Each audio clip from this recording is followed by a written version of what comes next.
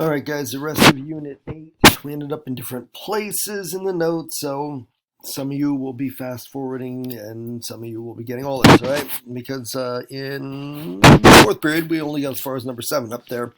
And so we were talking about how the PLO was kind of the created the roots for some of these newer organizations that come around. As we get closer to the turn of the 21st century.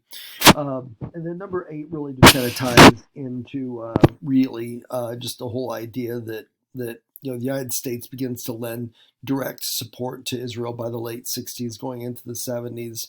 Military help. It's more or less kind of a known fact that the United States helps Israel to obtain the nuclear weapons that Israel still officially refuses to admit that they have, but most of the world accepts that they do. That kind of a thing, and that is what ends up triggering terrorism aimed at the United States is directly our support of Israel. 9/11. The 9/11 attacks were carried out by Al Qaeda, which is a terrorist organization committed to the destruction of Israel and the destruction of anyone who supports Israel. And that's where the United States ended up getting in their sights. All right. Again, more of this that we covered in second period. To and fourth, the spread of communism and land reform movements. We'll fling it back to China, which last time we talked about, they were fighting their way through World War II. And remember, the Chinese and Chinese communists and Chinese nationalists have been fighting a civil war, which they put on hold during World War II to deal with Japan. Well, once that war is over, the Civil War picks up right where it left off. And about 4 years later, the communists win. What's left of the nationalists retreat to the island of Formosa that we now know as Taiwan, an island that communist China still to this day claims is part of China, which is why they, from time to time, including recently, threaten to invade and basically to force it to reunite with the rest of China. But where things stand right now, the United States supports Taiwan. It's kind of a mess, and it all comes from the end of that civil war and the end of the communist revolution in China. Mao Zedong, who had come to bubble up to the top of the leadership of the Chinese Communist Party, becomes the leader now of communist China. And we see his first attempt to do something very similar to what Stalin does with the 5-year plans. And he was kind of doing this fast, trying to get the Soviet Union to catch up industrially with the West. And the great leap forward will be Mao Zedong's attempt to do the same. He'll move a lot of farmers out of the rural countryside areas of China and into the urban areas with the idea of putting them to work in factories. To again close that gap between China and the West. Instead, what it's going to do is trigger a massive famine in China. Okay, by pulling out farmers, he ends up collapsing the food supply in China, and it is believed. I mean, the Chinese government bends over backwards trying to hide the evidence, and so it's always kind of estimate, but it's estimated that probably somewhere between 20 and 30 million Chinese end up dying. As a result of the Great Leap Forward. Not much of a leap forward when you really think about it. But very, very, very similar to what goes on in the Soviet Union. They try to the Chinese government tries to take over the running of the farms that they've pulled so many of the farmers out of, and it's a disaster. And Mao Zedong actually is removed from power in punishment for this. The other leaders of the CCP, Chinese Communist Party, tell him, dude, it's like you're out of here. And so we fast forward to 1966. This is Mao Zedong's attempt to regain power, which actually ends up being successful. And what he does at the Cultural Revolution is pretty much starts giving a series of speeches and talks about the fact that China's kind of losing its way from the original intent of the revolution. I mean, it's not that old, but still they're losing their way and not being communist enough. And so he begins to issue these little red books, like you see pictured there, that have all these kind of quotations from Mao. And he starts to zero in on the young people of China, high school, college age, and pretty much tells them that they have to be kind of like the stormtroopers of the movement, of the revolution, and that they need to help Mao to sweep away all of like the vestiges of old China, and mainly like focusing on like landowners and intellectuals, older people who Mao says are just they're stuck in the old ways. And so he unleashes the youth of China against its own population. And the Cultural Revolution ends up being a period of violence that really doesn't end until Mao's death in 1976. Nothing near as bad as the Great Leap Forward. They figure somewhere 1, maybe 2 million people die. But most of them that die are either wealthy Chinese, educated Chinese, older Chinese, anyone who is seen as not being revolutionary enough. And yeah, just another, kind of create some turmoil. It really will be this period of turmoil. That, first of all, I mean, with the Cultural Revolution, it does put Mao back in charge. He's running the show right up until when he dies of natural causes in 1976.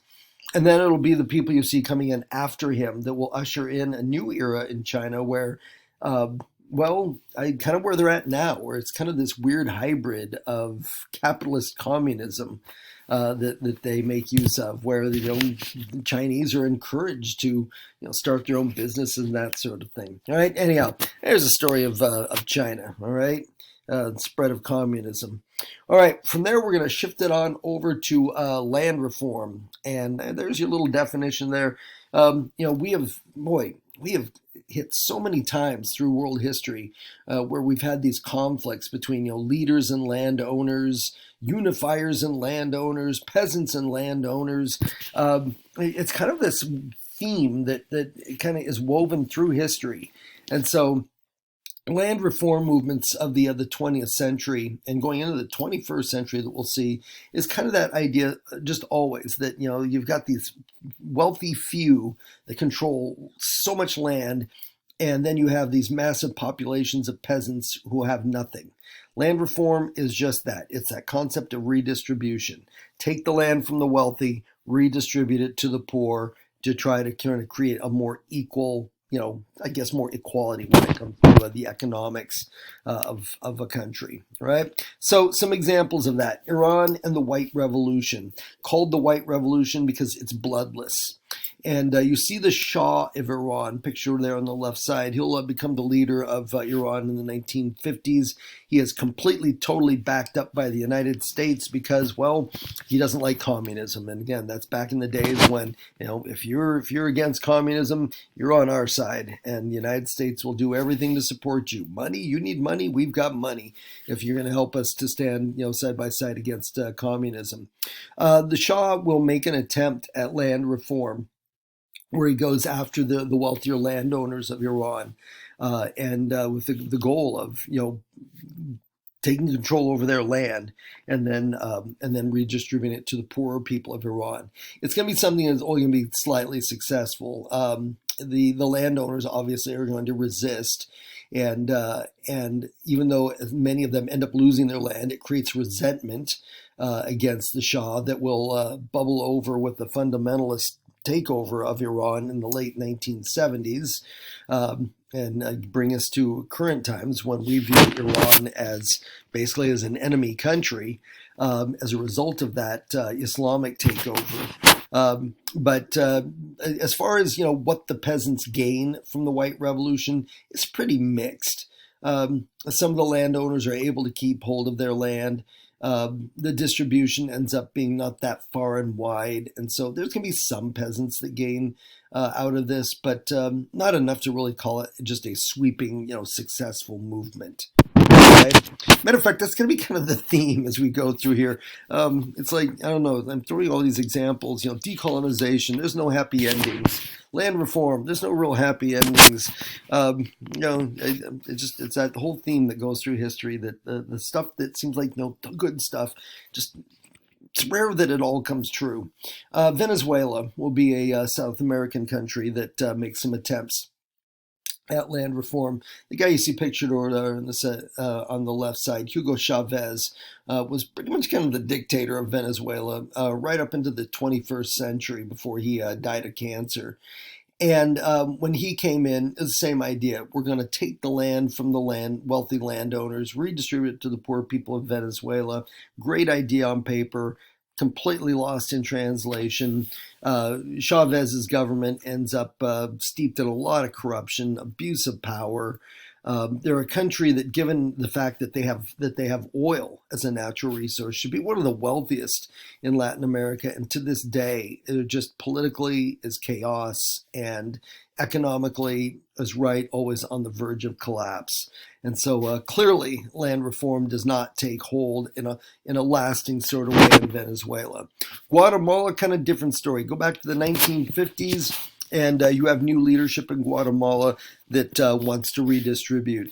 Their challenge is that the land doesn't belong to wealthy landowners. It belongs to foreign business owners, namely the U.S. Fruit Company.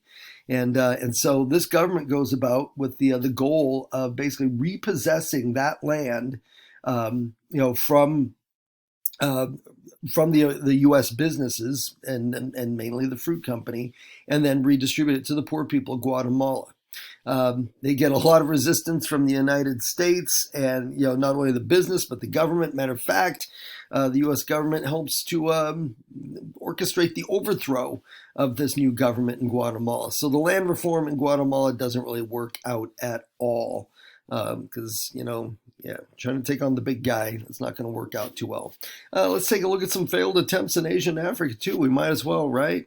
Actually, what am I talking about? Vietnam, a little bit more of a successful story, okay? There you go. Just about time you think everything's a downer. And this goes back to Vietnam, French colony.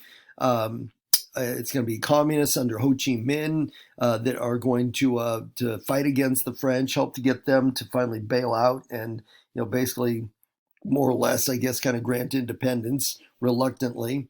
And once they do that, the communists, they're going to build a lot of support. One of the reasons they win the Vietnam War is they actually follow through on their word. And land that had belonged to, French colonial landholders, things like that, is given back to the peasants. And the peasants then lend their support behind this government that is taking care of them. And when the United States jumps into Vietnam in that war that we're going to fight for 10 years, one of the things that we are always trying to do is trying to win the hearts and minds of the Vietnamese people. Well, the people of the northern part of Vietnam aren't going to be won over because they look to the government of Ho Chi Minh of North Vietnam as having made a promise and followed through with land distribution. So there you go. There's one win, right? The exception to the rule. Vietnam, right? Ethiopia, strange story with Ethiopia. Also land reform movements taking place there, but it gets lost in the middle of the Cold War. You've got basically a revolution that takes place, civil war that takes place. At one point, the Ethiopian government, which is not communist, but begins receiving aid from the Soviet Union. It's just, but another one that sets out with this goal of land reform, and it just falls flat on its face. All right. India, we'll call it mixed results. Even under Gandhi, after the revolution, after the independence movement finally pays off, in the end of the 1940s, and India is granted its independence. And I am mainly focused on India, not Pakistan. India, you will have an attempt to, some of the lands that had been under British control can now be redistributed to the poor people of India. Part of your issue with that is the population is just so big that there's no way you're ever going to successfully, have everyone with their own land. Just because as big as India is, the population is bigger. And so, land reform results in India will be very, very it's it, mixed is the only way I can describe it. Okay. And that's going to get us where we need to be for today. So just, hey, 15 minutes. Okay, we're done. We're out. And then whether I can do this in class with you or whether I'm going to run you through it on video, we're going to take on the topic of globalization and put a fork in this thing. All right. Next time.